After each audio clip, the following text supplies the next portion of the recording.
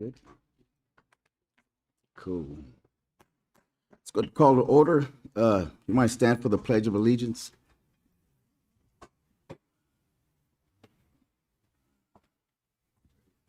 Pledge allegiance to the flag of the United States of America, and to the republic which stands one nation under God, indivisible, with liberty and justice for all.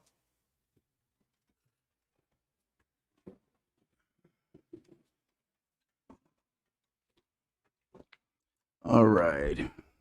Do we have any changes to the agenda? I do have two. We're going to table item 2.1 to a future meeting and also 6.3. I'd like to table 2.1 and 6.3. 9.2 until the mayor comes back. 9.2 also.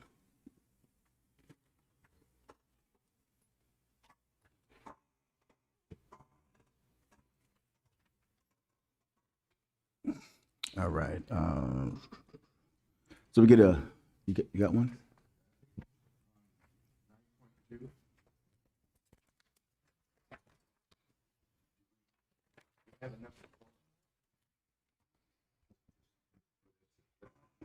Yes, so I'm simply removing those for a future meeting, and then under the council's approval of the agenda, you can approve or not approve tabling 9.2.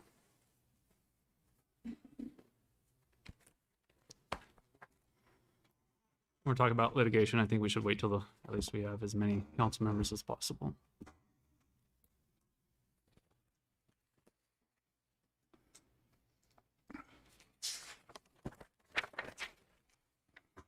All right. Anything else? All right. So get the council's approval of the agenda. I'll make the motion. I'll second it. We need clarification if you're making the motion with tabling 9.2 or not tabling 9.2. Make the motion tabling 9.2 until Mayor Ramsey comes back. I'll second it.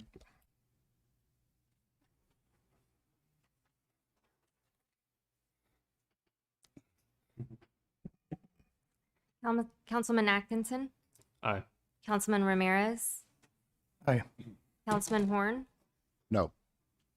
Mayor Pro Tem Singleton. Aye. All right. So we get the council's approval on the agenda.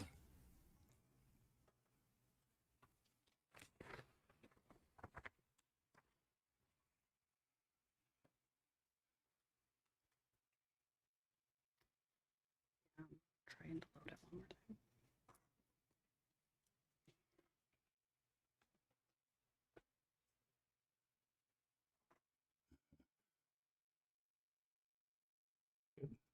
Yeah. Do we approve the agenda? Already. Yeah, we're good? Yeah. Oh, okay, then we're good. Let's roll. We got awards and presentations, appointments, and proclamations.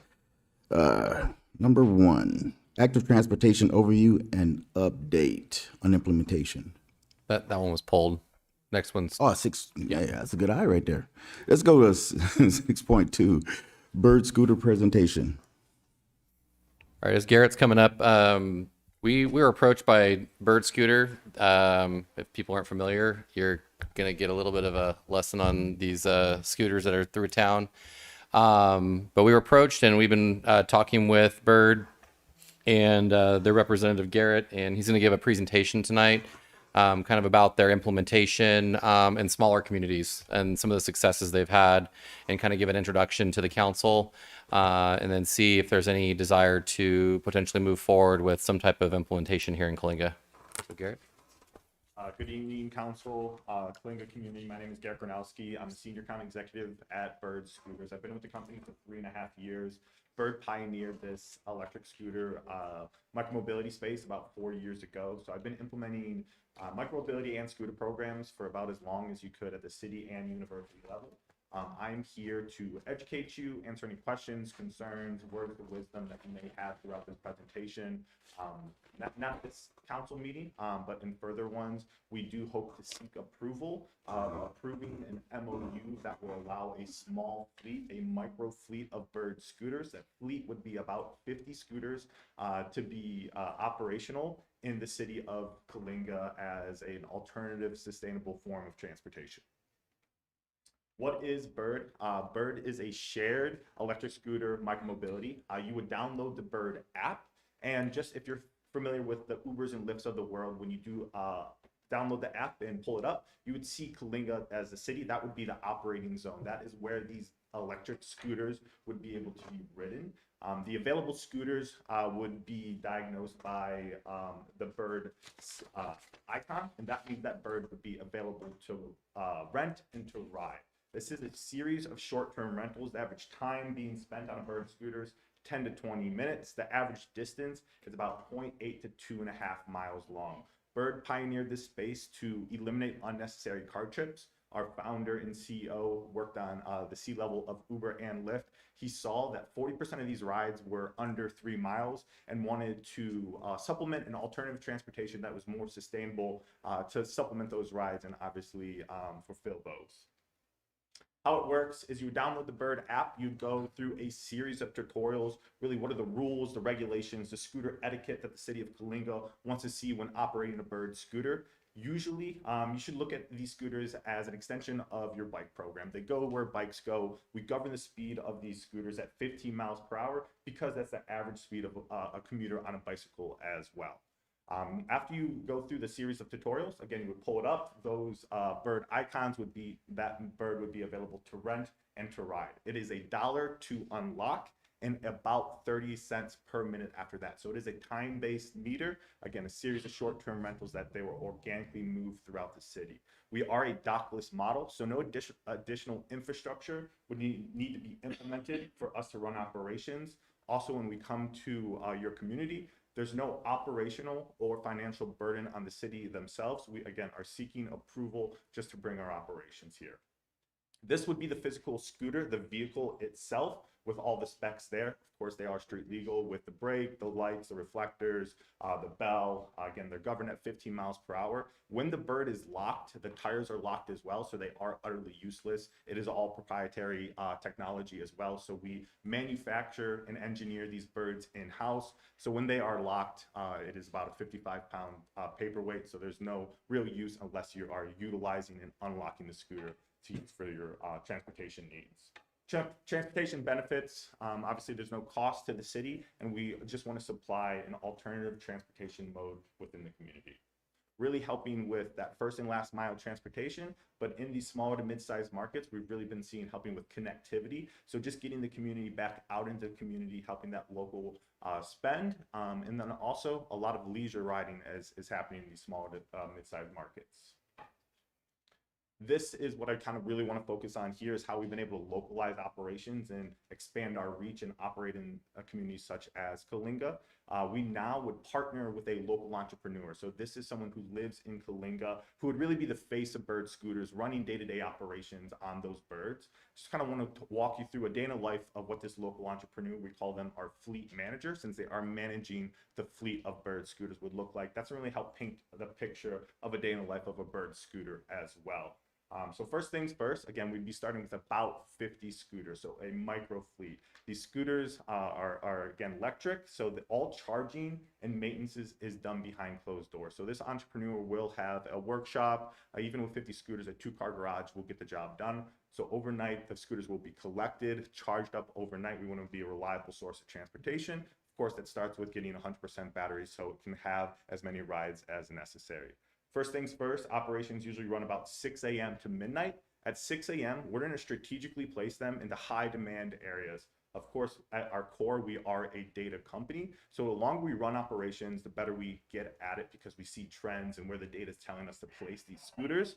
The city themselves will also get a city dashboard. This is really going to include three things. One, a bird's eye view of the operational zone, so the city of Coalinga, and you'll be able to see where the birds are in real time based off GPS. Two, ride data, so you'll get start and end details and that trip data. So giving you some hard data behind how the community is utilizing these, and then a heat map. So that is where these birds are being utilized, with red being the most high demand, all the way to green being not so much as well. We place these in their initial parking locations. We usually put 4 to 5 in these initial parking locations. So with a fleet of 50, of about 10 different locations across the community where they will start each and every day. After that, the rides start to happen. So the individuals would go up, they would unlock the bird for $1, the meter starts, then they organically flow throughout the community. And that's how they organically move. After that, they park at out of pedestrian right-of-ways. We can also recommend parking locations using bike infrastructure, or really utilizing that furniture loading zone. So next to street signs, street lamps, trash cans, again, out of the pedestrian right-of-way is really what we want to drive home to what we want to see in these rider behaviors. Again, they're going through those rider tutorials that are going to walk them through what are the rules and regulations, but also that riders put into a rider educational funnel where they're getting hit with proactive messaging, being email campaigns, in-app messaging for really what is the proper use of these scooters. Throughout the day, these scooters are also getting multiple touch points on them as well. So that local individual, why we like them to live in the community, one, because they know the community and they know where to best serve the community, but also to make sure that these scooters are getting multiple touch points. So one, they'll be utilizing and rebalancing these scooters throughout the day. Rebalancing is a bird phrase for moving low demand scooters back to high demand locations. So if someone does take it from the downtown area back to the residential area, we love that they're utilizing that last mile transportation, but we also know it's not best serving the community in that residential area. In real time, that local point of contact would be notified saying, hey, bird XYZ at this location has been marked low demand area. Let's go ahead and move it back to one of those predetermined high demand areas. Again, want to be a reliable source of transportation here, putting ourselves in the best areas to succeed and do that. Operations, again, run till about midnight or whenever the city would like to see them collected. At the end of the day, that local point of contact collects all the scooters, maintains them, charges them, again, behind closed doors. Operations the next day start all over again by placing them in those initial parking locations. They're all called nest locations. There's a lot of bird puns when you work with us. Just buckle up for that. The local impact, again, connectivity is really what we're seeing the biggest impact on these smaller to mid-sized markets. So 56% of these rides are ending up in front of a local business or restaurant. So getting the community back out into the community. Obviously, it's an open air, socially distanced form of transportation, this post-COVID world that we're living in. Also, the local revenue that we'll be bringing in, especially from that local fleet manager. Right now, we're live with this model. Our smallest city is only 2,000 city population. We run with this model to about 125,000. Those local fleet managers on average with the scooter fleet size of about 70 are taking home about $70,000. So a significant amount of revenue as well. Customer service, the vehicles themselves will have a phone number and email where the community can give us constructive criticism. And we have also implemented a community mode resource, which is going to be your best point of contact as well. So if this is free of use, all you have to do is download the Bird app. If you see a rider driving erratically, you can report that, but all you just do is take a photo of that bird, even if it's in a ride. Our technology then aligns with our GPS that sends an internal note to us.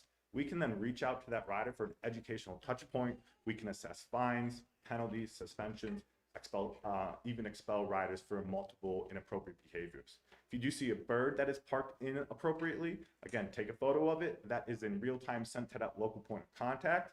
They'll respond within 90 minutes to move that bird scooter. Usually that bird's rented and rode in that time frame as well, but they are triggered to make sure they go and remove that bird from where it was reported.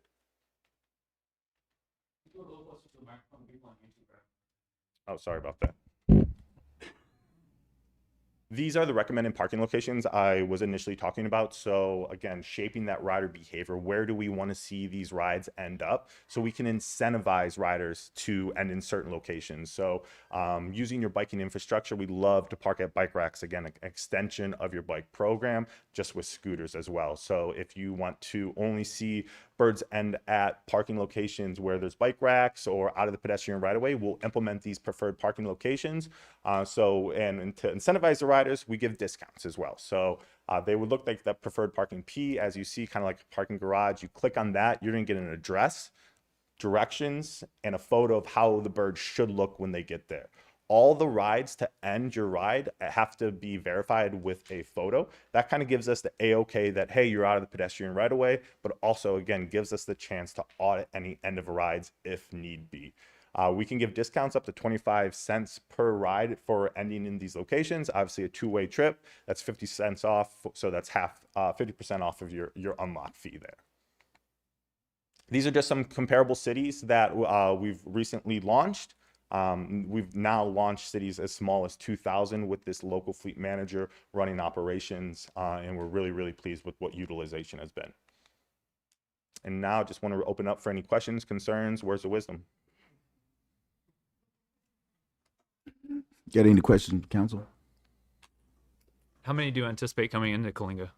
So the fleet manager would be supplied with 50 vehicles, and we expect 80% of those vehicles to be on the streets. So about 40 scooters on the streets. But of course, that's really up to the city on what the market cap would be. We do track everything based on utilization. The last thing we want to do is place scooters out that aren't getting rides. So really, we have a great way of pulsing and checking that utilization. Obviously, you do as well with that city dashboard. We define success about 2.5 rides per scooter per day. Wow. What's the lifespan on these? With those bird zeros, we're seeing about 24 months per scooter. And it's all run by GPS? Yeah, You guys can keep track of everything GPS? Yes. Does that also work while it's not being used? Correct, yes. Also, if there are areas of concerns or maybe areas you don't allow skateboards or bikes, or if you're having a large event, we can implement what are called geofence areas where the scooters would not be allowed to enter as well. So this is a layer of GPS where we can communicate with the scooter. We can, one, either throttle down the speed. So instead of 15 miles per hour, we can throttle it down to, let's call it 8, or we can implement no parking zone. So if you don't want to see scooters parked in a certain area, but they can ride through them, we can implement that as well. Those can be permanent or temporary. The city themselves will also get a bird account manager. This is really one point of contact as your liaison between Kalinga and Bird itself for any additional questions as we get rolling with this program, of course.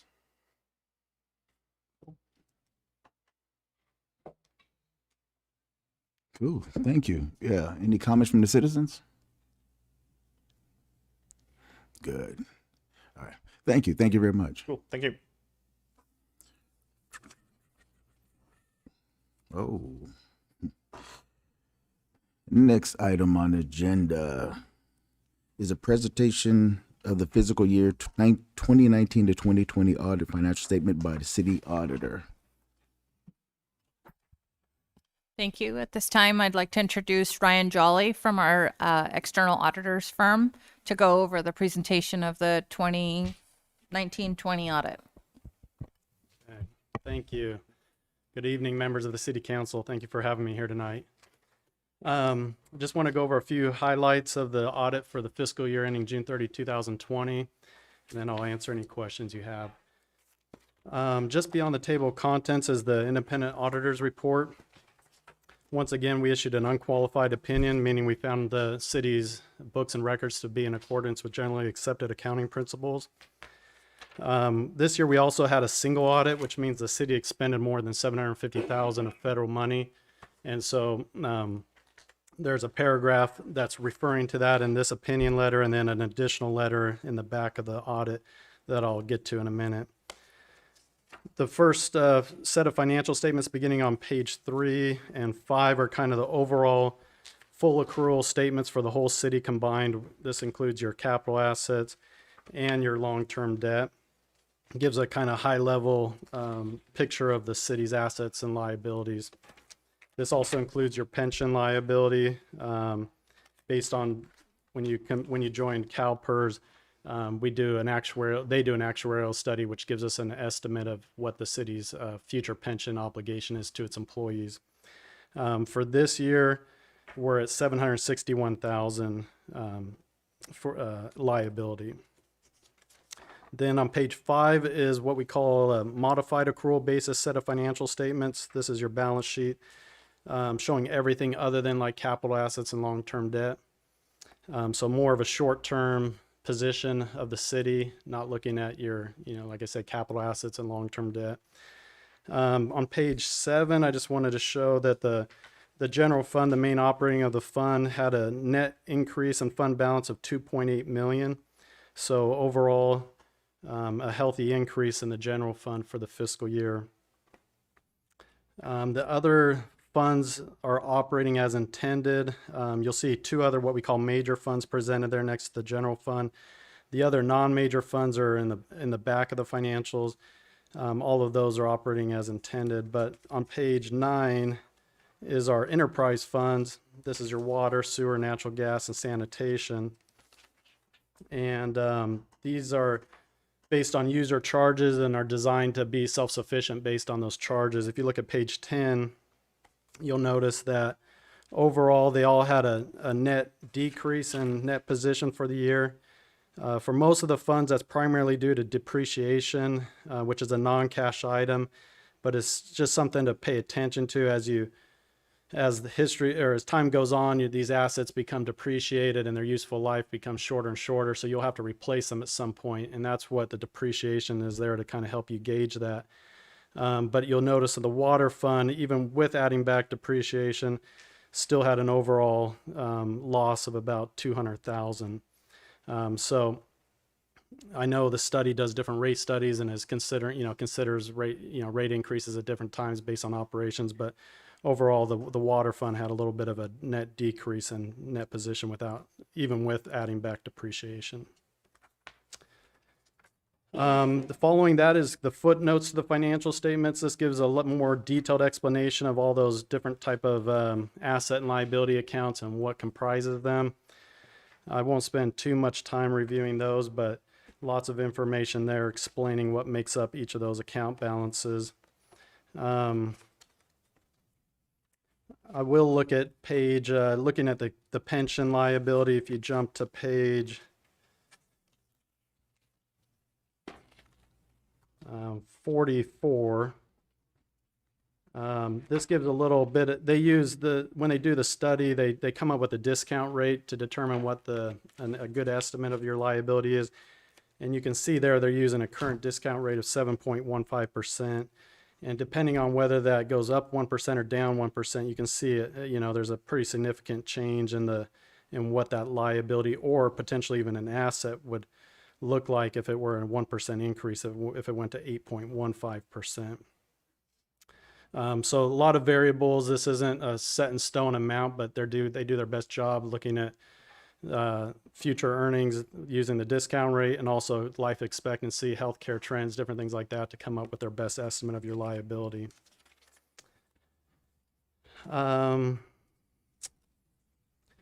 Towards the end of the audit report, we issued 2 other audit opinions. One has to do with the internal controls of the city.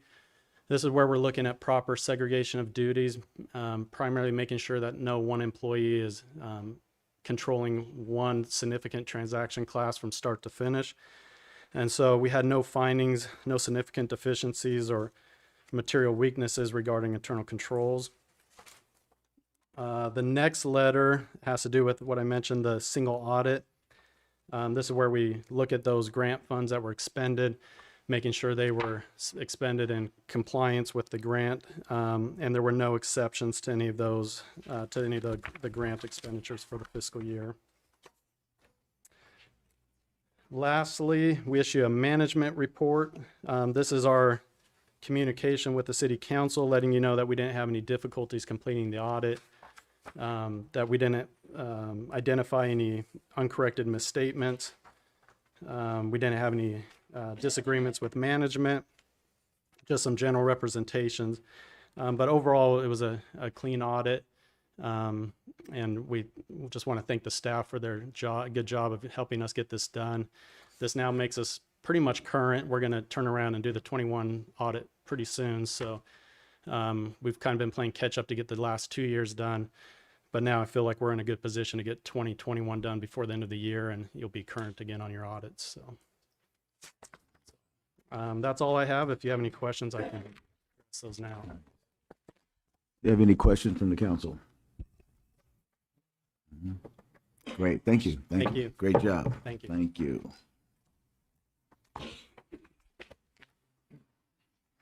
All right, next we got the citizens' comments. All right, here we go. This section of the agenda allows members of the public to address the city council on any item within the jurisdiction of the city council. Members of the public, when recognized by the mayor, should come forward to the lectern and identify themselves and use a microphone. Comments are normally limited to 3 minutes in accordance with the state open meeting laws. No action will be taken by the city council this evening, and all items will be referred to staff for follow-up and report. Oh, okay. Great. Step right up. Thank you, Council. Scott Netherton. Today I'm going to talk as citizen 424 College Avenue. I know before you today is an item referencing money that has been provided to the city and how it should be spent. I know there's discussion about monetary compensation for city employees. And I may be the minority around here, but I feel personally they're entitled to this. How often does any company, any city, any business be given a gift to be able to say thank you in this kind of way? 4 years ago, when tax cuts were being given and CEOs were saving millions of dollars and they were handing out big raises and gifts and donations and attaboys to their employees, everybody praised it, how great it was for America. Our employees worked hard through this pandemic. Did they do their job? Is that what they signed up for? Absolutely. But a lot of them could have used that same catchphrase that most businesses heard. I don't feel safe. I'll stay home. I'll draw unemployment and make more than I probably was at work. But they were out there doing their job, taking care of our community. And if we don't take care of them, I mean, this is a once in a lifetime opportunity where as a community, we can say, thank you. We appreciate the work you do. And it isn't where we've been hearing how fiscally secure we are at the moment. You know, this money is earmarked for specific items. And some of that can be used for this, and I believe they've earned it. I believe an attaboy taking care of our own is important, not just financially, but morale, for their morale. I mean, I wish I could do that at my business. I wish I was in that position. And I know, you know, I don't know if the council's eligible for that, but I don't have an issue with that as well. A lot of our businesses wouldn't still be open if you hadn't stood up during the pandemic and helped us and be in our voices when people weren't listening. So I appreciate that. I appreciate our law enforcement, our fire department, our people that pick up the trash, the people that set up for events, the people that keep our streets clean. You know, there's a lot that goes behind the scenes that a lot of us don't see. And once in a while, when you're given that opportunity to say thank you, and it's not costing the city a thing, I think there's nothing wrong with reaching out and saying we're proud of you and the job you do. And I apologize, I do have to run. Usually I stay for the entire meeting, but I have somewhere I gotta be. Thank you for letting me go first. And I hope in this instance, you do what I feel is right. Vote with your conscience. Thank you. Thank you. I like that. Any other comments? Oh. Hi there. Good evening, members of the council. I really appreciate the opportunity to speak here tonight. My name is Brandon Harriman. I'm here as representative of Congressman David Valadeo's office. I'm here tonight because Councilmember Atkinson had shared a story of bravery by Officer Travis Johnson. Officer Travis Johnson was involved in a high-speed chase that lasted nearly 25 miles. He flipped over into a canal ditch and still chased down the bad guy. I watched the video and it was absolutely breathtaking. Our whole office felt exactly the same about it. So tonight I'm here on behalf of the Congressman David Valadeo, and I'm extremely honored to present a certificate to Officer Travis Johnson. The certificate reads, in recognition of your bravery displayed during a high-speed chase on May 14, 2021, we honor your exemplary dedication to public service in the city of Coalinga.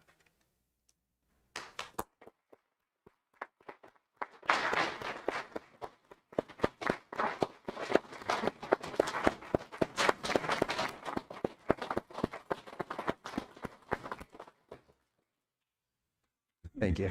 Thank you. Excellent. Excellent. Any more comments? Citizens' comments? Please step up.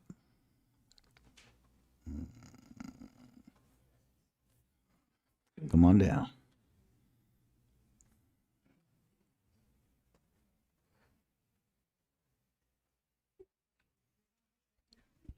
Hello, my name is Chris Montoya with the Clean Police Department.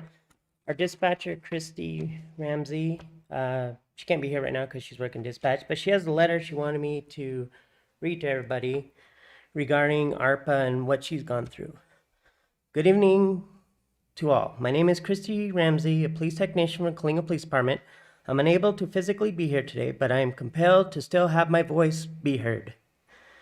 As we have gathered here today to share the aspects of our experience working through this global pandemic to serve the community and keep our citizens safe in many more ways than one, I am compelled to share my story with you all today. COVID-19 has truly affected my life. I welcomed my daughter into this world right before the virus broke out while working for the police department. Being home with my daughter to keep her healthy and safe from exposure wasn't an option.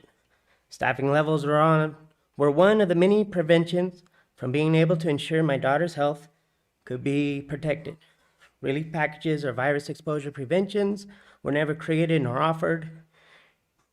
In relation from working from home was nowhere near an option for our department to keep our staff healthy. For the duties of our careers are not functional nor achievable while working from home.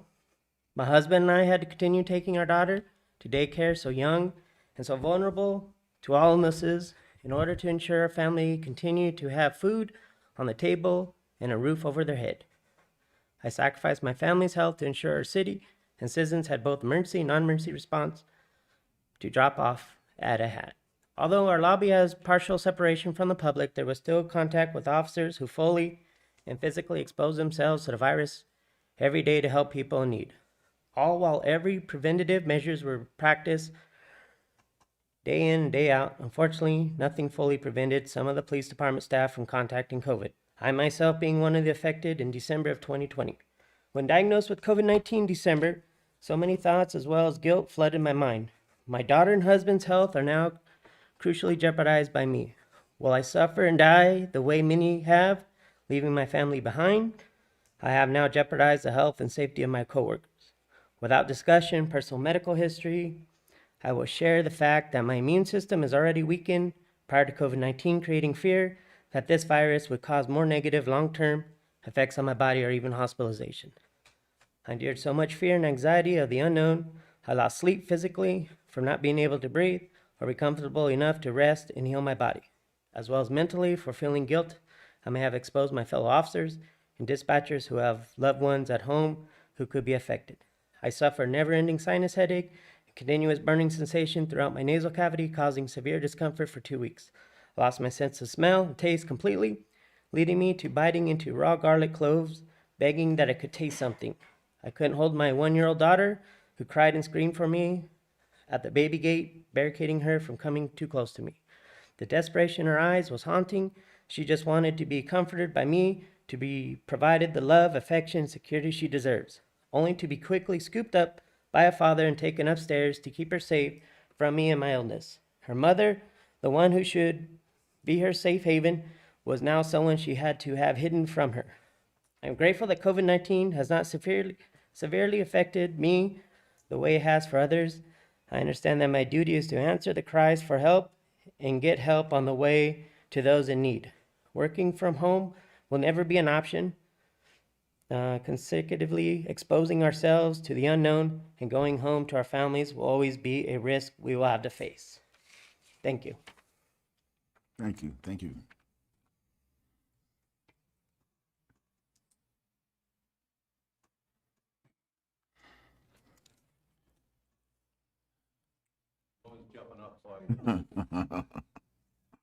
Hi, good evening, Mayor, Chief, council members.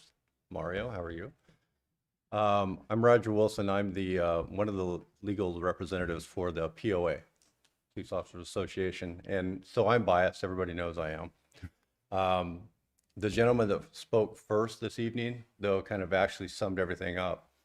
The first responders that have been out throughout this entire pandemic have been exposed to more risks than all of us combined. I have the luxury of working from my office and zooming into court most days because the court doesn't want us in there. Those officers who are out doing patrol don't have that luxury. The gentleman who was chasing the suspect and wrecked his car didn't have that luxury. Firefighters, as well as the medical technicians, all those first responders did not have the luxury that we had. They were out there working every day during the pandemic. And the fact that the federal government, for a change, has decided to do the right thing and kick some money down to you guys so that you can actually reward those folks for exposing themselves to great risk and their family members, just like the dispatcher who was speaking through Mr. Montoya.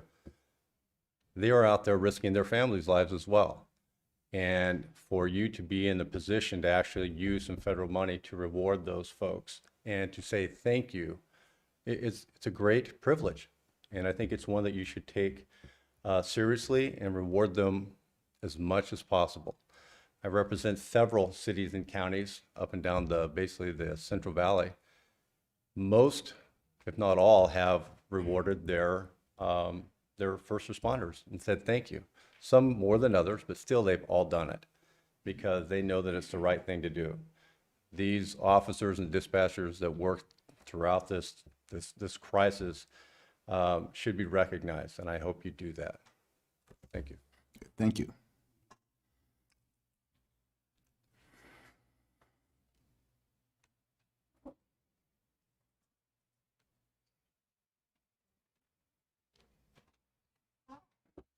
Good evening, Andrew Diaz, Kalinga Police Officer Association member. Just like Roger said, everything going on with the pandemic and everything, you guys are giving some money, and for me, a lot of these people out here, fire, public works, people in the city, everybody deserves it. My experience was I went through this whole pandemic saying, yeah, I don't think I'm gonna ever get it. Like, I'm gonna escape this, July 3rd, the firework day, I started feeling sick and I actually fell asleep during the fireworks show. It was a great fireworks show. And didn't remember much of it, as the bar knows, but it was a great show, what I could see. But I got extremely sick that night, and I ended up going to the hospital on the 4th, and I stood there for 5 days.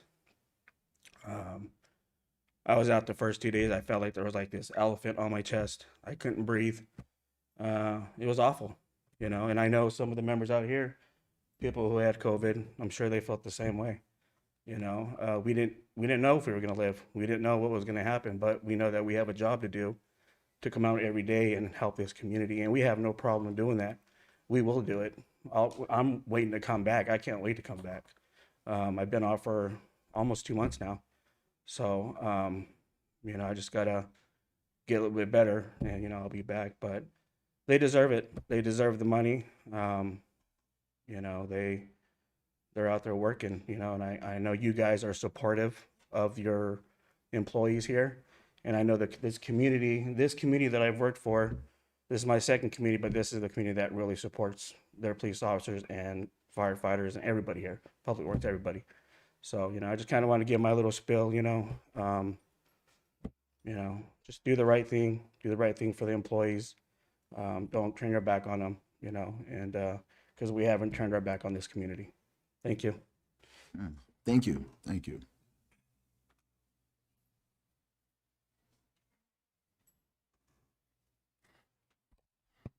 Who's next? It's got to be one more. Got to be at least. There she is. But we're going to do it anyway. Thank you. And we're not good at this, so. First off, good evening, council members and the rest of the community. My name is Donna Wright. I will.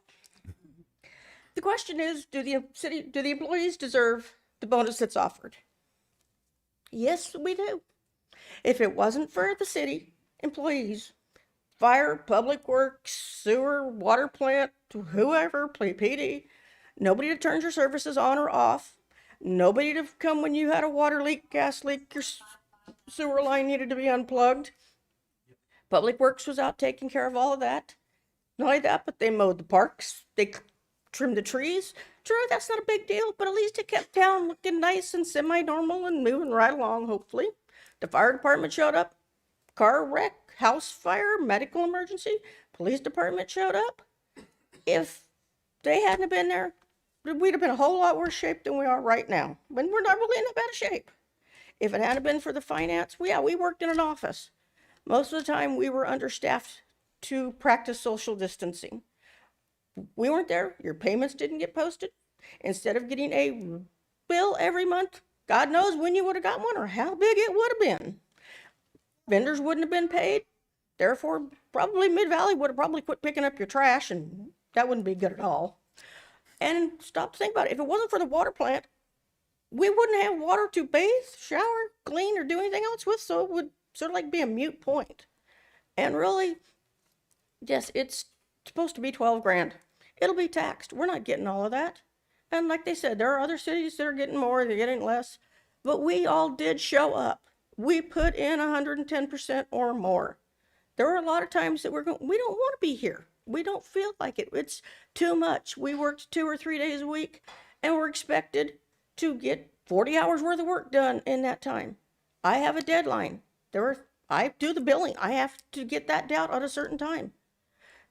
Accounts payable has bills to be paid, or we get interest charges, and nobody wants that. We did our jobs. A lot of us did more than that because we helped out when somebody else wasn't there and somebody needed something.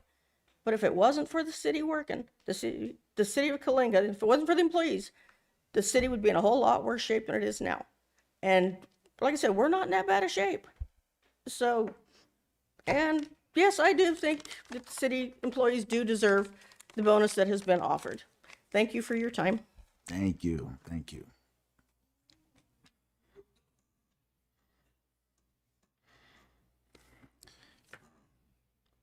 Last call.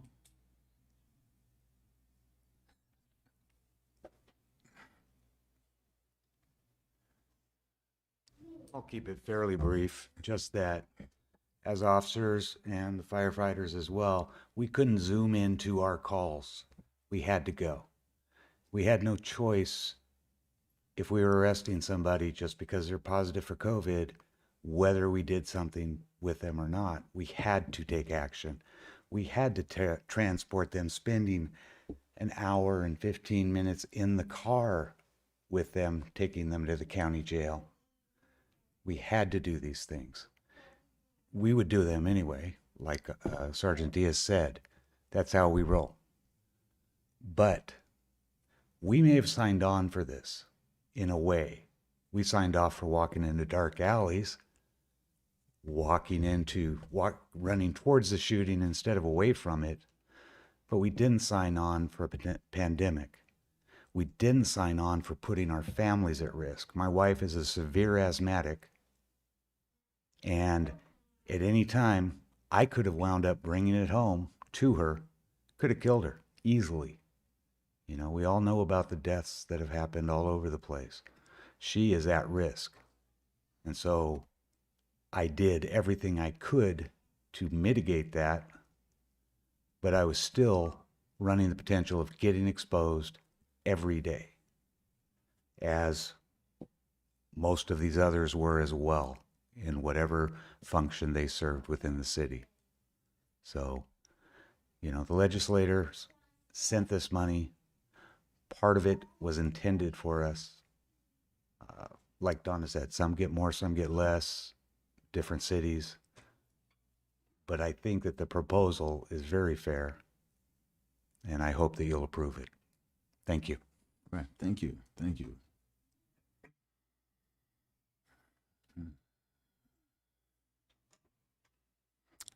Yeah.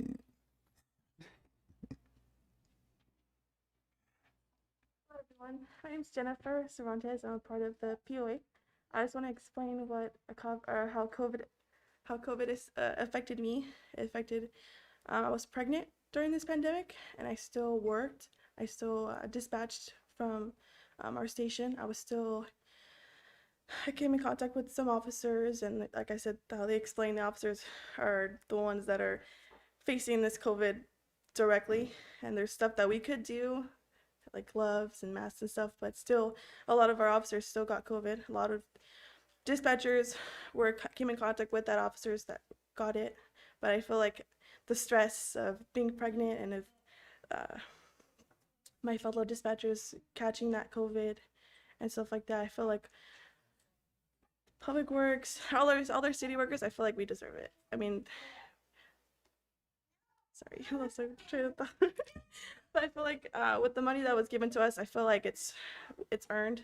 Our officers, our Public Works, firefighter guys, our dispatchers, we all did our 100%, 110% regardless of what was going on with the pandemic. That's it. Thank you, thank you.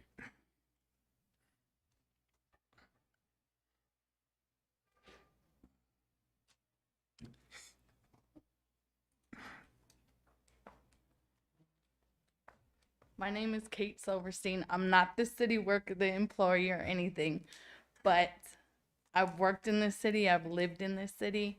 I know the fire department, the Public Works, and the police department all have put their 110% into this city the whole time, even through the pandemic. I know I've had to deal with Sergeant Diaz being sick. I was the one by his side. I even could not work because he could not be left alone. I put my kids, his kids, our family at risk because he did have COVID. But yet when it's hard to see somebody right next to you, not being able to breathe, not being able to move, to where you're having to call the ambulance because you don't know how quick it's gonna go. I was on the phone because my dad's a doctor. And this pandemic, this COVID hits, and you could be good one day, and then the next day you could be done, or you don't know when your last breath is.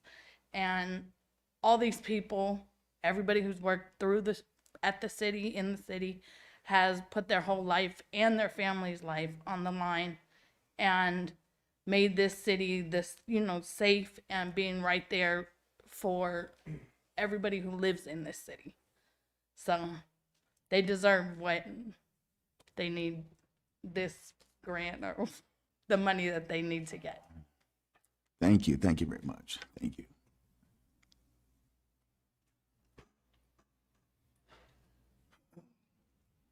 In uniform? Yes. Okay. Hi, I'm Officer Johnson with the Kalinga Police Department. I want to speak on behalf of, all the public workers, the fire department, and also us. I believe in the council, and I know that I want you guys to believe in us. That guy that was out here right here that was talking on our behalf, that's why we do this job. That's why we put ourselves at risk. That's why we come day to day and put ourselves at risk for COVID. And we do the job selflessly. When I come to work, I have to put my family at risk. I'm always nervous. I've gotten exposed like 10 times with COVID, and I've come up negative. And I got to go back home to my family and hope that I don't infect them. I got a house of 8 people. So it'd be nice if, just a little thank you, a pat on the back. Councilman Atkinson, you did a ride along with me. And you and I got exposed to COVID, and you and I are texting back and forth. Hey man, did you get it? No. Did you get it? No. We're texting each other back and forth, and I was exposed that day. And I was concerned about you, not even for myself, but I was concerned that you didn't get anything, that I didn't give it to you because you were sitting in the car with me that whole time. I just believe in the council, and I know that you guys, I have faith in you guys. I have faith that you guys are gonna, believe in us and give right back to us. We give to this city, the fire department, the police, public works. We give to this city 100% without question. And hopefully that you guys will give back to us. I don't know the numbers. I'm hearing that the city's got 4 million, right? 12 million, let's say there's 100 employees, right? 12 times 100, that's 1.8. There's still money. There's still money for the city to do whatever. We're not asking for everything. We're just asking for our fair share. That's all we want. And once again, I live by a code. My code is treat people how you want to be treated, love your family, and be good to people. And I have confidence that you guys will do the same for us. Thank you for your time. I appreciate it. Thank you. Thank you.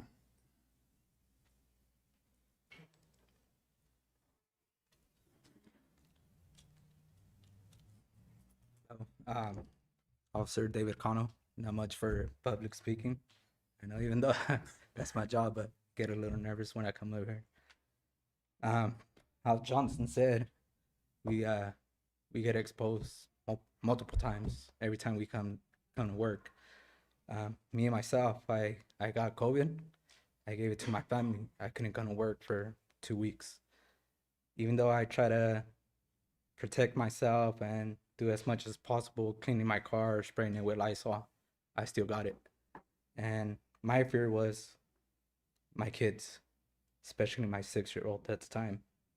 And when I got it, my wife ended up getting it. So we got our kids tested and they ended up having it as well. How Johnson said, we're not asking for the 25,000. We know whatever you guys want, but we do ask for that fair share. 12, whatever the case may be, that's half of it. You guys could do whatever you guys want with the other half, but just think about that. Like, we do come in, put our lives at risk during this pandemic. So I don't know, to you, I don't know if you guys don't think that's worth it, but for us, I think that's a fair share. Thank you. Thank you very much. Thank you.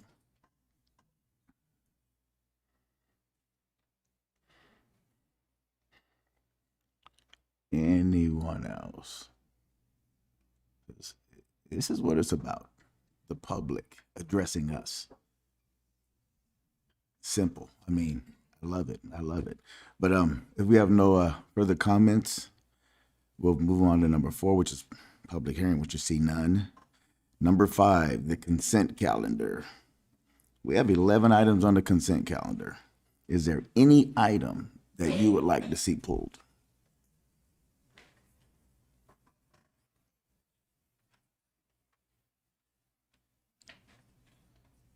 Oh, cool.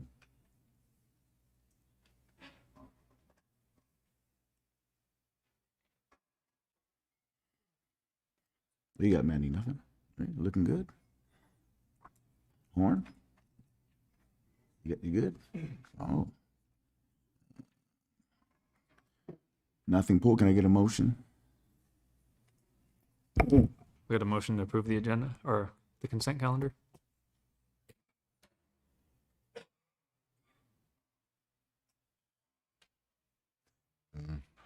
Yeah, hold on.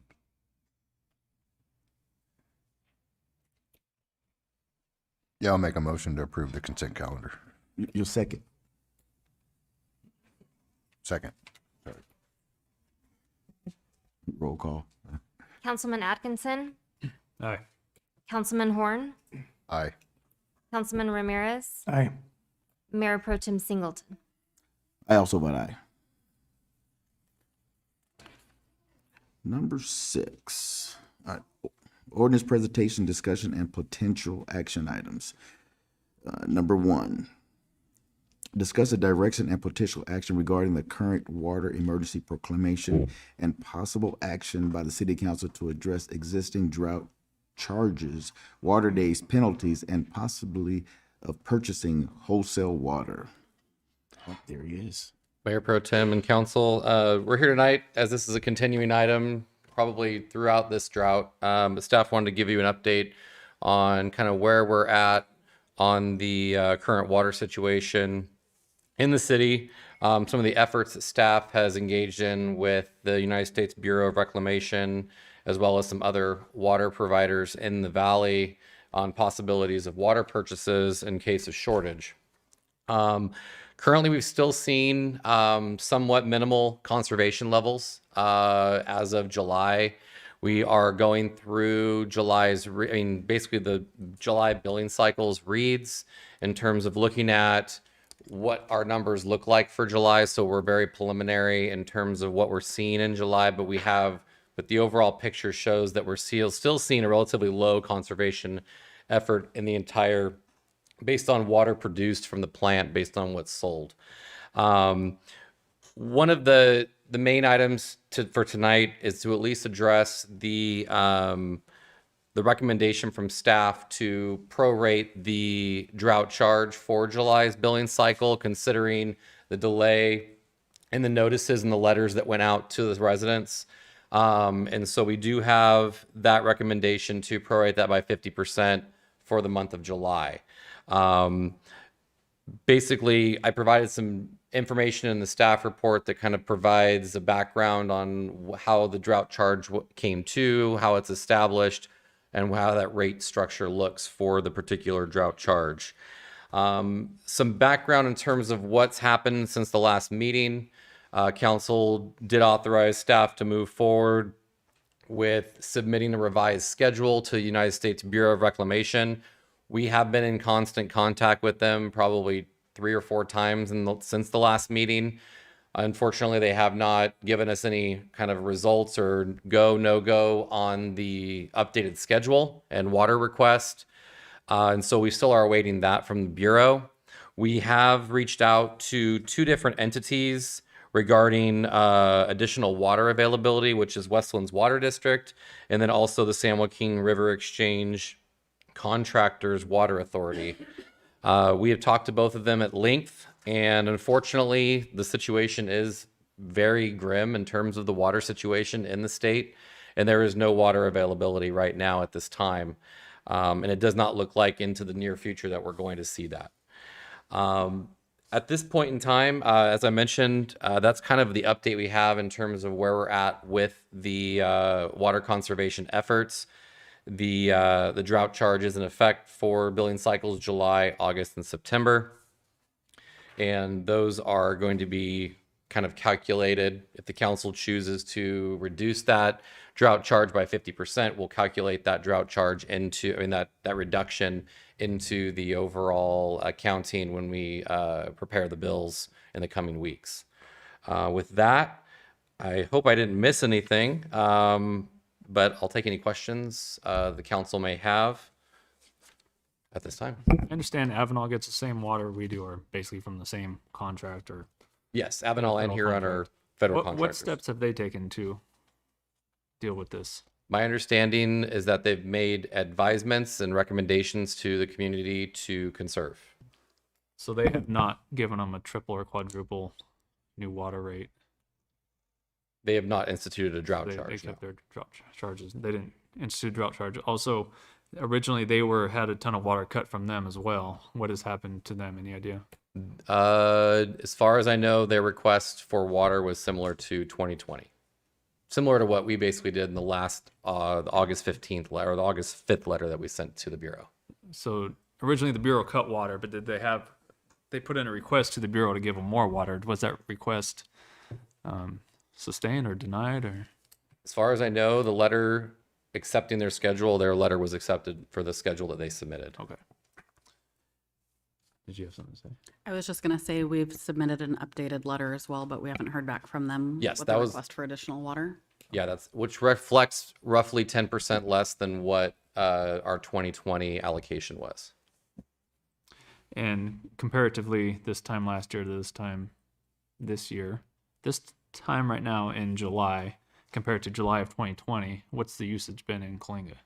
It's about flat. Almost the same. Okay, so we put out a lot of information for people to conserve. We put it on signs. We put it on signs coming in and out of town. But kind of thinking most people have done all that they can. Personally, I don't like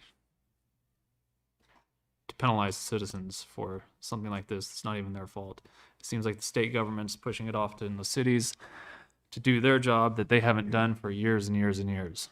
Like you said with Avenal, they haven't punished their citizens for using water. The state has failed in their duties to the people of the state. And I would just like to get rid of all drought charges, just personally. I just think it's ridiculous I understood it when it originally came to us, but now I'm like, forget it. This is ridiculous what we're doing to our citizens. And I've seen it every one of us has seen it on Facebook. I think it's time for us to just throw it away. The state needs to come up with something else. The state needs to start working on this and quit pushing it off on us to do it. That's how I feel. I'm glad you feel that way. So what's our alternative is if we take off the chargers and just live green and happy free. But we know the end result, what it's going to be. There are several unknowns. We have been like I mentioned, we've been in constant communication with the Bureau of Reclamation and trying to understand what happens if we go over. Our contract basically states that we go into debt our next year in terms of our water allocation. But in terms of eliminating the drought charge, you don't have the drought charge is designed to affect the high water users that are beyond what an average household may use. And it's over, I think, 30,000 gallons for a residential customer without a 30% savings. It's set to address the large water users, the users of high volumes of water. So there are people saving. We don't have all the numbers yet, but preliminarily, there's probably about maybe roughly 13% that may be receiving drought charges out of all residential customers. So it's a very challenging numbers game when it comes to the water, because we did see a huge increase in water usage over the winter that we've never seen. Right. We don't know if that's it could be due to the pandemic, the heat, not in December, but during the summer. It's been a hot summer. We all know that. And so there is savings occurring, but we're just not seeing it in the overall numbers. Mm-hmm. And so we've grown since then. Even during the pandemic, we had businesses open, businesses closed. But the primary water use is landscaping. It's not necessarily the water usage from our businesses or from inside our houses. A lot of it has to do with the outside irrigation. And that's where this drought charge really affects on the residential side, are the users that are above that threshold it's basically primarily the outdoor watering. But the reality is we don't know if we may have to go buy water. And if we have to go buy water, that's what this drought charge was originally intended to do, is be able to compensate, to offset the additional water that we would have to potentially go out and buy at $1,000, $2,000 an acre foot. And so that was kind of the methodology of establishing this, is that if we do have to go after water, that's how we established that 750 number, was based on that current price of wholesale water to transfer in to offset the city's deficiency.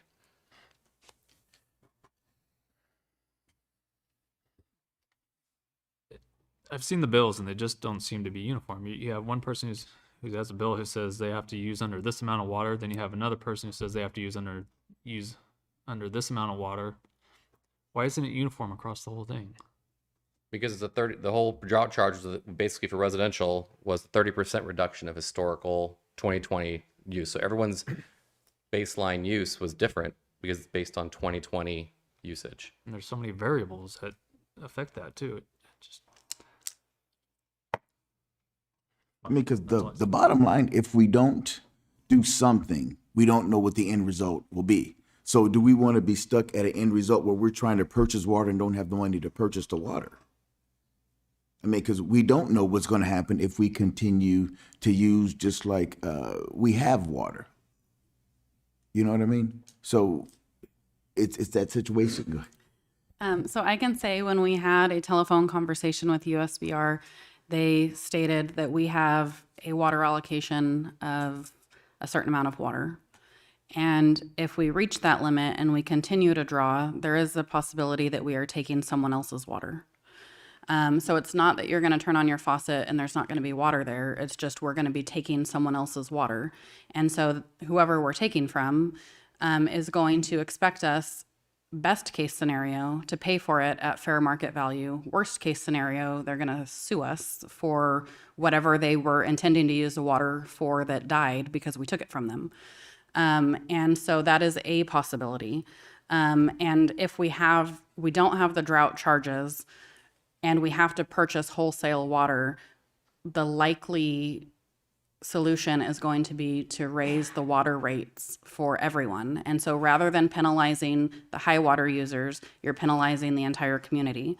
And so what is difficult in that is looking at the situation of someone who wants the greenest lawn, and so they continue to water and they are willing to pay the drought charges. And then we have someone who is an elderly person on a fixed income who is below the numbers. And now, because we did away with the drought charges, now everybody is facing a water rate increase in order to buy wholesale water. That's a possibility. I'm not saying that's going to happen. We may stay within our numbers. USBR may say, okay, we're just going to deduct this from next year's allocation. But what they told us on the phone is it may be that we are going to be required to purchase wholesale water. So that is a possibility. I got a quick question, hopefully.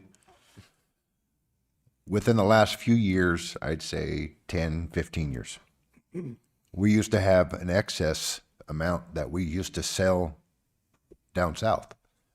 And over time, it was actually taken away from us because we were never using it. Is that part of the cause that we're in the situation we are right now?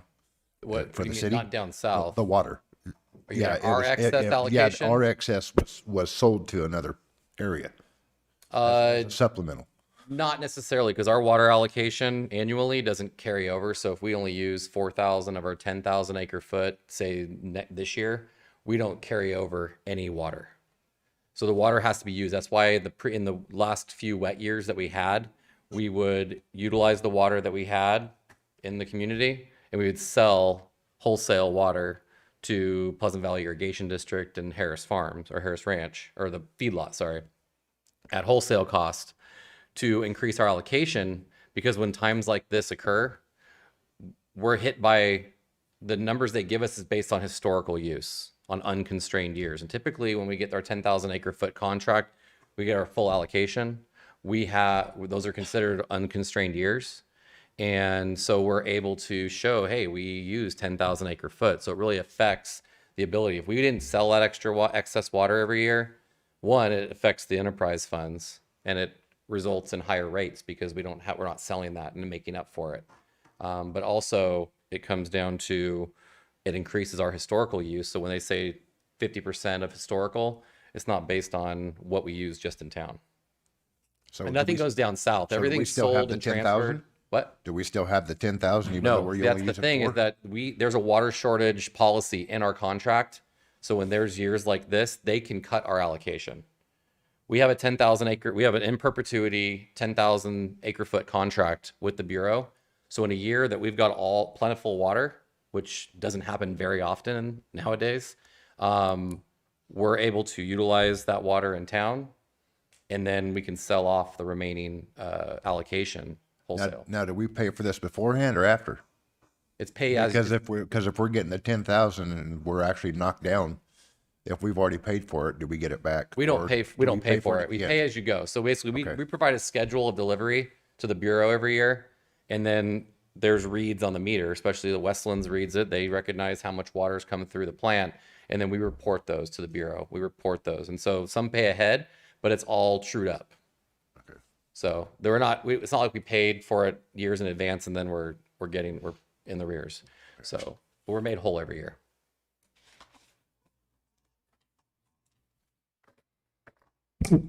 I saw the numbers for July, and July of 2021 was 400 something acre feet of water, and we actually used several acre feet more than in July of 2020.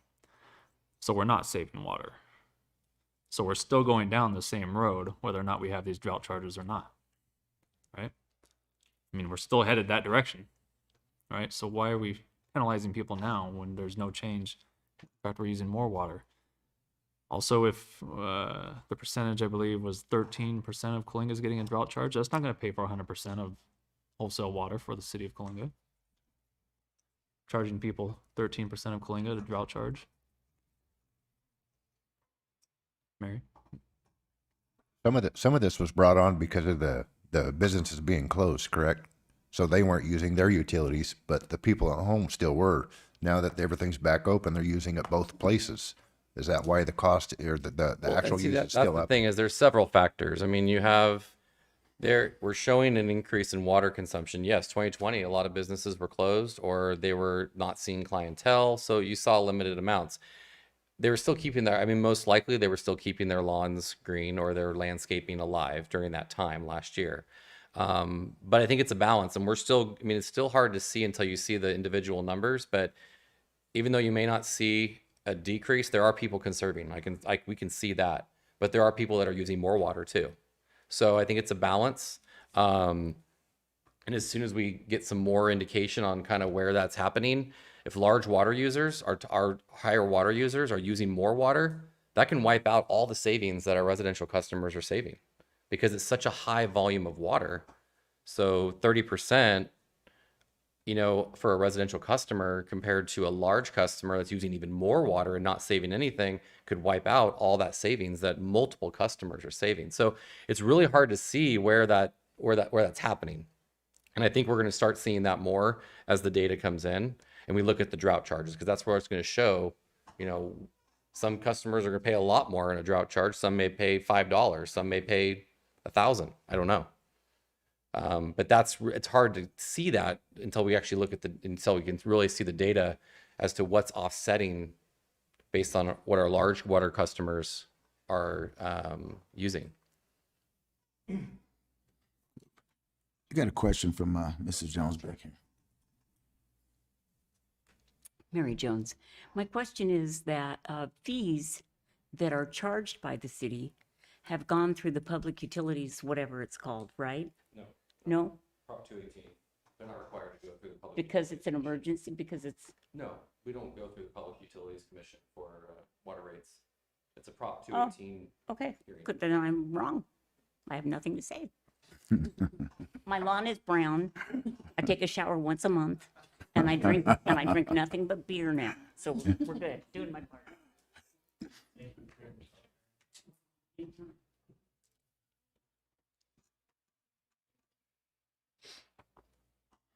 Okay, so where do we go with this one, gentlemen?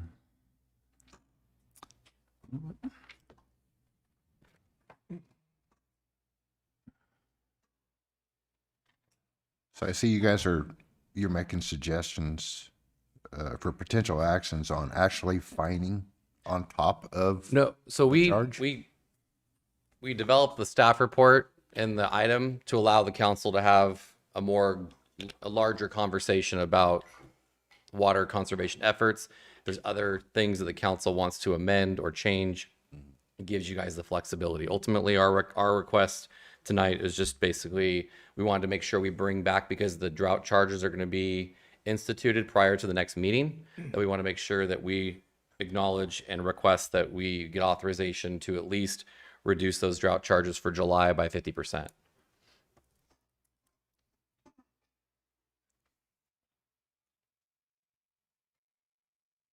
But the council's open for other discussion as well. So Yeah, I'm okay with reducing it. You okay with you can make it? Right. So you want to make that motion? Can you make a motion? Yes. Yeah, I'll make a motion to for the month of July to actually knock it down to 50% and actually cut some of the cost because the letters were sent out a little late on our part.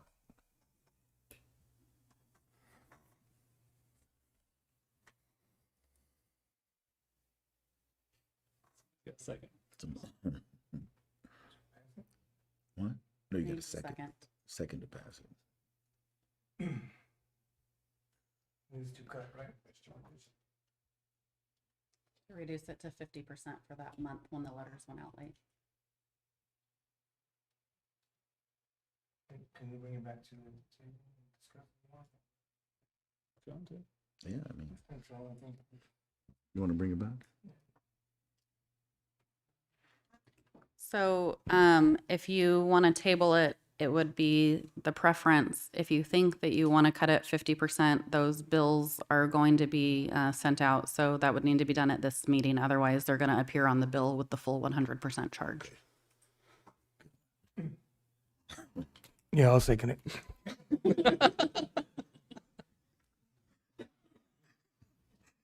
Roll call, please. Councilman Horn, Aye. Councilman Ramirez, Aye.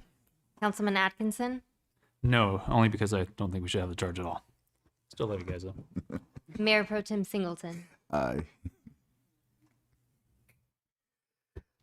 Okay. Let's go to item number 2.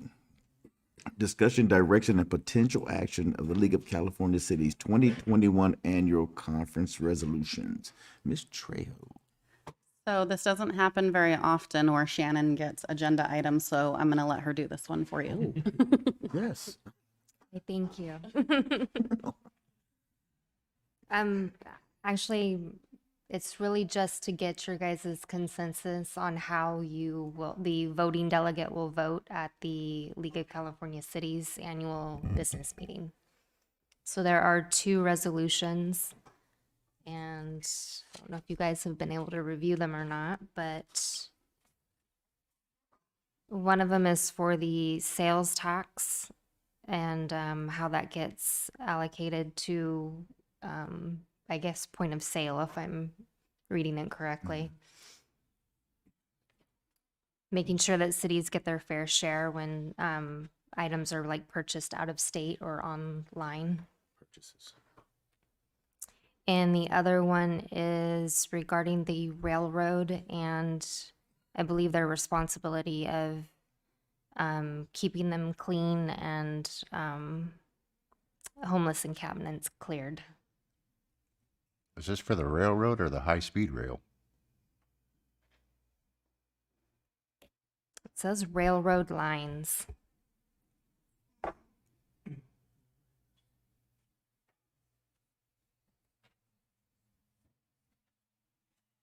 And again, I think the intent is just for the council's consensus for the voting delegate on how the city will be represented on those votes. If the council wants any guidance, I mean, usually the League of Cities only puts forth things that are favorable to the cities. And so without going through both of these things, they seem both reasonable and beneficial to the city to vote in favor of. So you previously voted for the mayor to be the voting delegate, with the alternates being Mayor Pro Tem Singleton and Councilman Atkinson. So this is important for you to know how to vote. I think it was Ramsey. But you were the alternate. Whatever. I'll be the alternate. Okay. I believe there were 2 alternates, weren't there? Yes. So the both of you are alternates. So you'll need to know how to vote. So if you are in favor of these resolutions, we just need that consensus tonight so that the voting delegate knows how to vote at the league conference. Say be in favor of both. In favor of both. Is that the consensus of at least one more person down there? Yeah.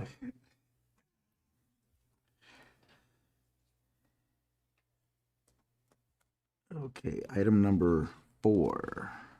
Discussion and direction regarding camping ordinance. Thank you. So this was a future agenda item that was requested. I've copied the language regarding overnight camping within the city that we currently have. And then I believe there was a change desired. So we just need a direction on that to be brought back for an ordinance change at an upcoming meeting. Yes. The reason why I brought this up is because we've had such a hard time with specifically Kmart. We've seen it turn into a camp zone and human waste and feces everywhere. I've actually seen someone taking a squat right there. Didn't even care. I mean, at least go in the bushes for crying out loud. But so we'd like to see this kind of get cleaned up around town. So I'd like to see that include the camping ordinance, include commercial properties.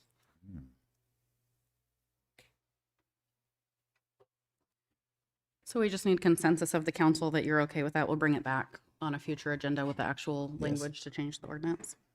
Yes, now, some of the businesses, they do allow a motor home or a travel trailer to stay overnight from time to time. We need to make sure that's not included. That's a great point. We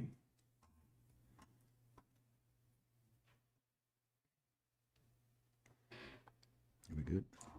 Item number 5. Yeah. Number 5 here. Discussion, direction, and potential action regarding the American Rescue Plan Act of 2021 funding priorities allocation. Ms. Trejo. Thank you. So the staff report is asking tonight for you to approve premium pay for essential employees as proposed and schedule a public workshop to discuss additional funding priorities. So at the beginning, when we were told that we were going to receive ARPA funding, we were told that we were going to receive about 3.2 million. The formula was changed, and so we ended up getting 4.1 and some change, which is there on the screen. And so the premium pay before you is includes all city employees, even temporary and part-time employees that are currently employed on the day that the checks will be cut. And it's based on a formula of $1,000 per month from June 1st of 2020 through May 31st of 2021. And so the employees would be eligible for premium pay in the amount of $1,000 per full month worked. So if they started January 2nd, January 15th, January 31st, their first full month would be February. And so if you approve it as written, that totals $926,000 from the 4.1 million, which basically takes us back down to 3.2, which is what we thought we were going to get in the first, or I'm sorry, 3.2 roughly. That is what we thought we were going to get anyway. And so there are some bullet points there of what the money can be spent on. Again, I think it would be ideal to have a public workshop, and ideally that would be scheduled for the September 2nd meeting at 6 p.m.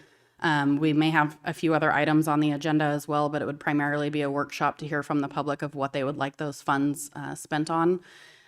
It is limited, like I said, those bullet points cover what it can be spent on. There's information here. ARPA does cap the premium pay for employees at $25,000. The city would be capping it at $12,000, so the most someone would receive would be $12,000. The average, when you take the 926,000 divided by the 94 employees, it comes out to 9,850, I think, roughly. And then that money does get taxed at a supplemental tax rate. And so the supplemental tax rate, I believe, is 36%. So of the 9,850, which is the average take home that most employees would receive would be $6,300. There is some something to note in there, that 122,561. There's language in the ARPA funds that refers to 100%, 150% of the average household median income, either for the state or for the county. And so the state's is higher, so that's the number we use. So they have capped that premium pay for anyone who makes over 150% of the average household median income, which ends up being $98,620. And so every other city that I've spoken with who's already done their premium pay or is in the process of doing it is including all city employees and then submitting justifications for those. Worst case scenario, if our justification is not accepted, we would have to pay back one-time money of $122,561 from the general fund. And I'll answer any questions if you have them.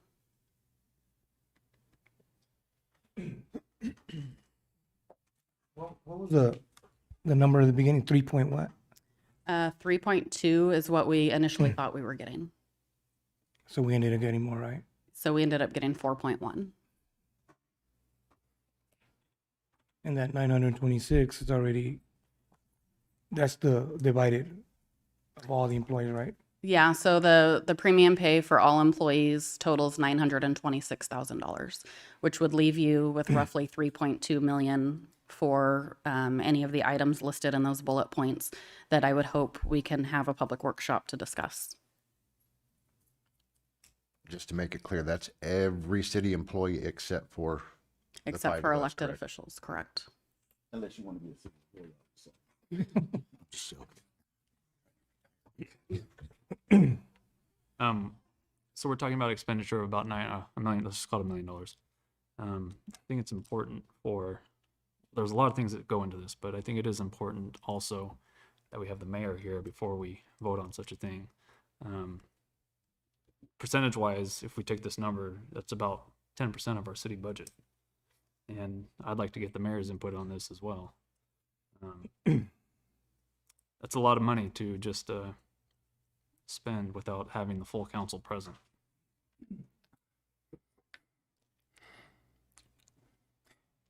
And just because he wants the mayor's input, that doesn't mean that the city employees don't deserve. Okay, so don't take that as oh no, we're done. No. You're done, not even close. Because I can only speak for one city council person, and I will never speak for anybody else. Never. But I will also speak for the citizens, and this isn't from me. We know what you did. So that's not even a question. We know how you served the city through those times. Commendable. The PD, firefighters, the city workers, even the ones that work here in the offices, you did your job throughout a pandemic. That's incredible. And take it from one who done the same thing at a facility, at a prison.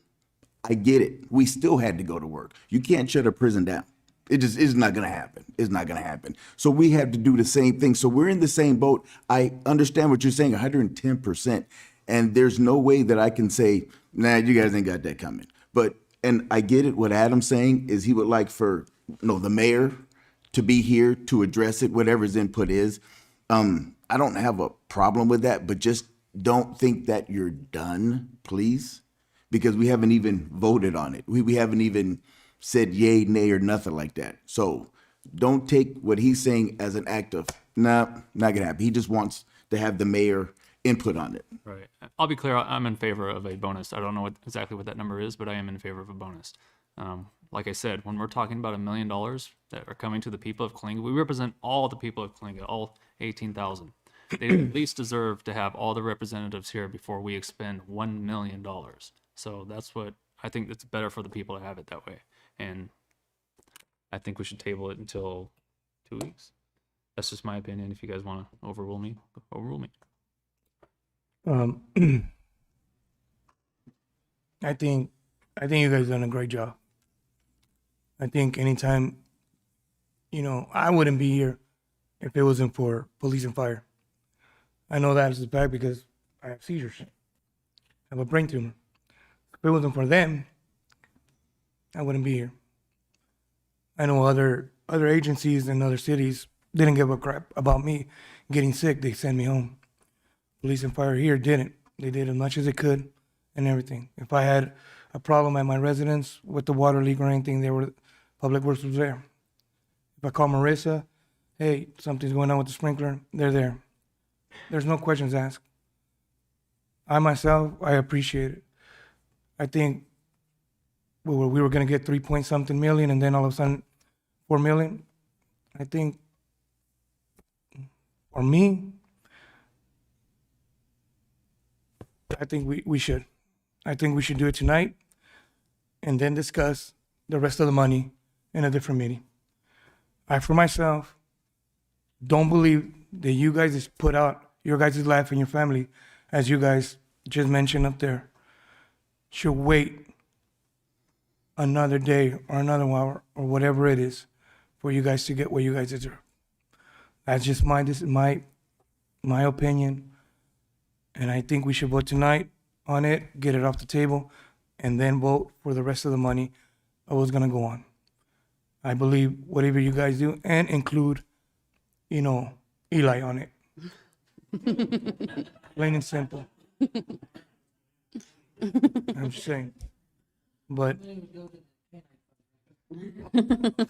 doggy bone, whatever it is, but put it out. I mean, you know, I know we have things that need to be repaired and need to get addressed as soon as possible. But that's not your guys' fault. That back in the day, that thing should have been fixed and everything. That's not your guys' fault. You know, this was given, and it's a blessing. And I think we should move forward with this, and then discuss the rest of the money. My only thing is 20% of the city is not being represented right now. They do not have a representative. 20% of City of Coalinga does not have a representation here right now. I understand that, but things are gonna happen. And like I said, the other money we should discuss. But this they already deserve. They deserve this. They, you know, if I wasn't here, they deserve to get it right now. I don't think anyone's saying they shouldn't. Well, let's vote on it. I, for myself, I think we should vote it today. Well, with that being said, can I make a motion to approve the numbers and hold off on the remainder amount till the next meeting so we can discuss where it's going to go from there? But keep it as it's written. Yes, you can do that.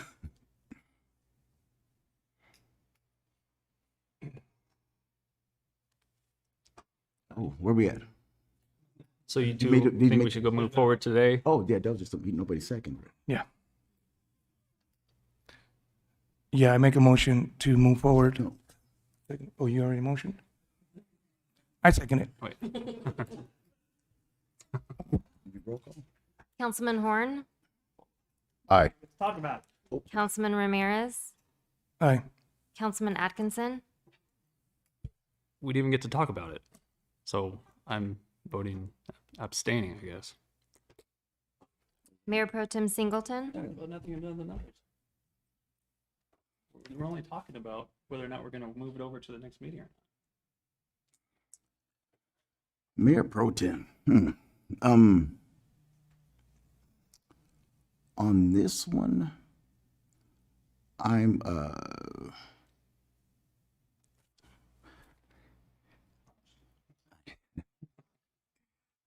on this one, I really would like to bring it back with Ron. And no disrespect, but much respect to Ron, because he's the head. From how I see it, Ron Ramsey is the mayor head of this table right here, and I agree 100%. I agree 100%, but I also agree that we're missing the 20. I agree, but you all know Ron better than I do. All of you know Ron better than I do. We work together, but you lived here with him, and you know what he's going to say. You know what he's going to say. So what I'm going to say is no and table it, bring it back. Guess that particular motion is gonna fail because it was a tie. So any motion can be made again, except for that one. So a motion to table, a motion to modify. I mean, it's pretty much a clean slate at this point, except for making the same motion again. But that one will come back. If right now, if somebody makes a motion to table, Okay, somebody could do that. I'll make a motion to table. I'll second.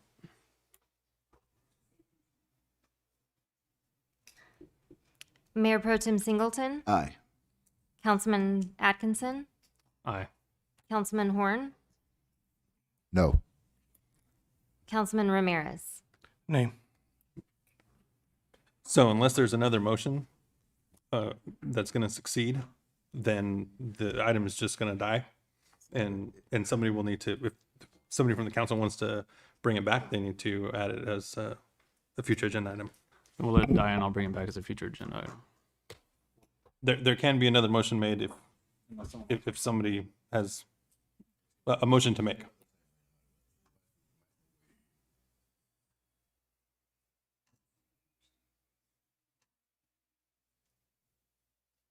So Mayor, so you can call for it if there's any other motions, otherwise we can. That's, It didn't pass. It's 2-2. It has to pass.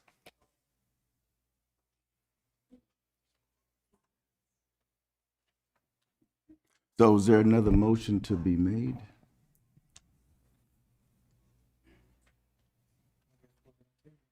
No, you said no. So this particular item, since there's no more motions to be made, this item will just pass?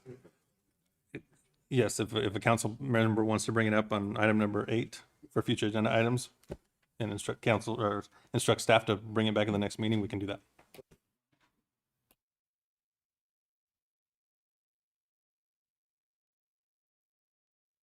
No matter what, it's gonna have to go to the next agenda, right? Correct. That did, but it did not pass. But it didn't pass. Yeah.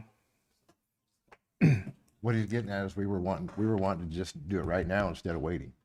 You guys said no to one and we said no to tabling it, so it kind of squashes everything. So now we got to make a future agenda item and have it brought back for the next Yeah. meeting, which does the same thing. All right. Announcements. City manager, I have none. council members' announcements.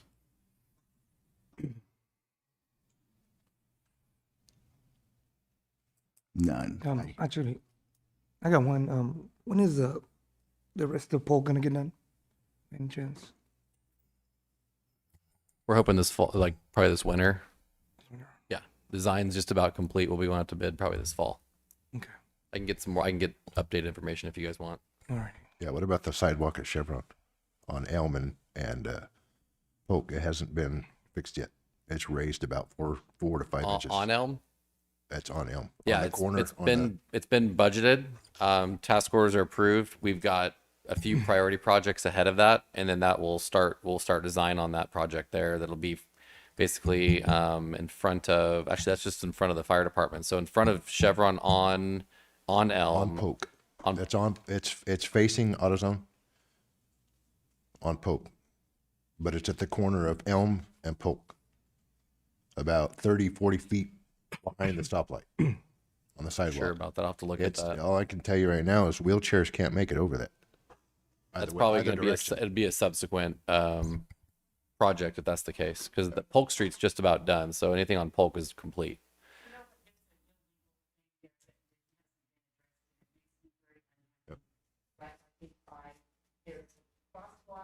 And there is no ramp. Melanie used to have to go all 20 feet in the street. That's designed in the Polk Street Phase 2 project. Yeah, there used to be one. I'll look into that one for you. I had a talk with Marissa about trying to put some lights on right there where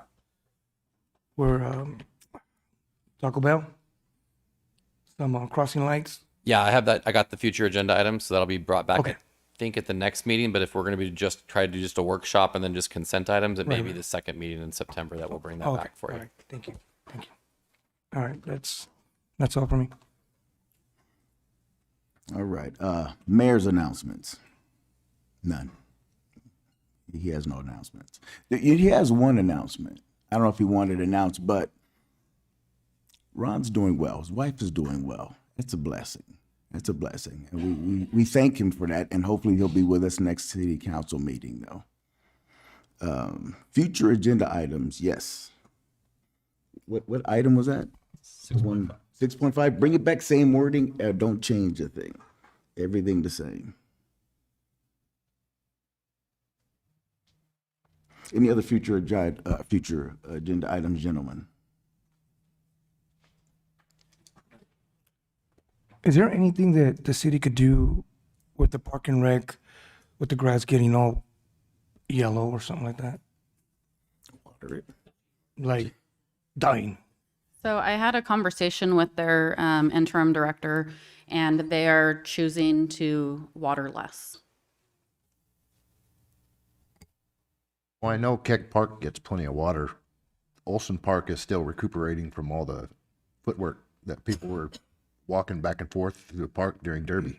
Correct. So I know it usually takes a couple months for them to get that back up.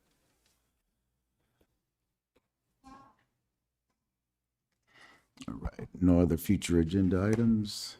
We have a closed session conference with legal counsel.